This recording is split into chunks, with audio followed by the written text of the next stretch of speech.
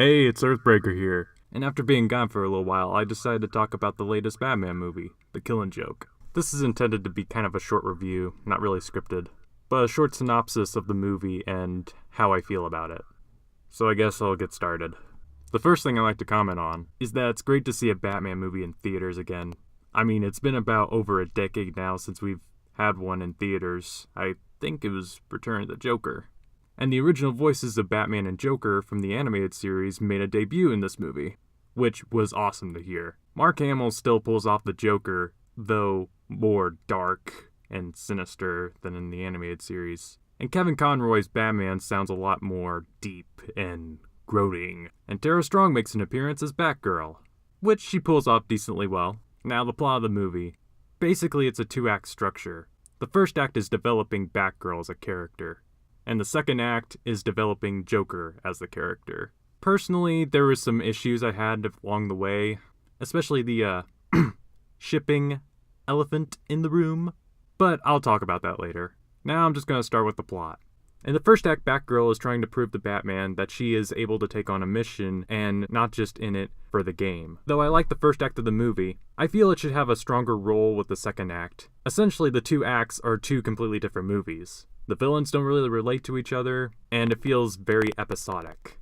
If it were like a complete movie, then I would trim down a lot from the first act and keep the second act as is. Especially the romantic Batman-Batgirl fanfiction. I'll just comment on it now. It kind of disturbs the flow of their relationship as two characters.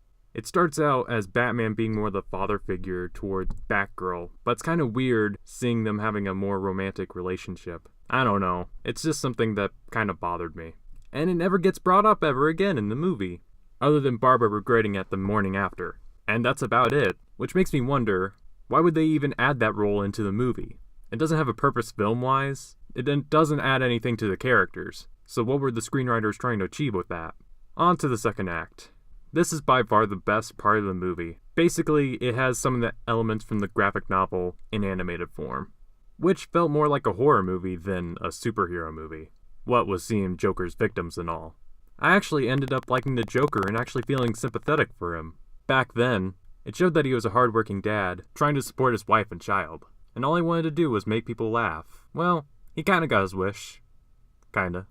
The animation thus far seems pretty good, but in some areas it felt kinda stiff, like with the roller coaster ride Jim Gordon was on. It looked like the coaster was just dragging from one end of the screen to the other. Felt kinda awkward. But it still conveyed the horror and messed up nature of the Joker. I feel like some of the horror elements in the movie are kind of downgraded from the original illustrated works in the graphic novel. But what I was mostly focusing on in the movie was the character development between Batman and the Joker. My favorite parts were when the Joker was interacting with Batman, basically viewing life as sort of a joke. And the scene with him in the upside-down apartment building was actually pretty impactful. At least with me. And at the end, after the Joker tells his joke, when the camera is zoomed down to the ground, it almost looks like Batman was going to choke the Joker. But the weird thing is, we don't hear any choking sounds of both the Batman and the Joker. Now, I heard in the comics that it was up for debate whether the Batman choked the Joker or he let him live. And I could tell in the film medium, it gives it less of a mystique with what happened. And in the comics, it's left up to interpretation because you, the audience, can't hear anything that's going on. Sure, it's conveyed in speech bubbles, but we're not for sure what happens. Oh, and there's another end to the movie. It showed that Batgirl was actually Megamind. So overall, how do I feel about this movie? Well, while it's not the perfect movie I expected, especially in the first act, I think it's pretty good. If I were writing this movie, I'd give it a little bit more of a polish, maybe make the first act link up to the second act a little bit more, and trim a few scenes, or at the very least, have more significant scenes in the movie. Otherwise, I would recommend this to any Batman fan. Earthbreaker, out.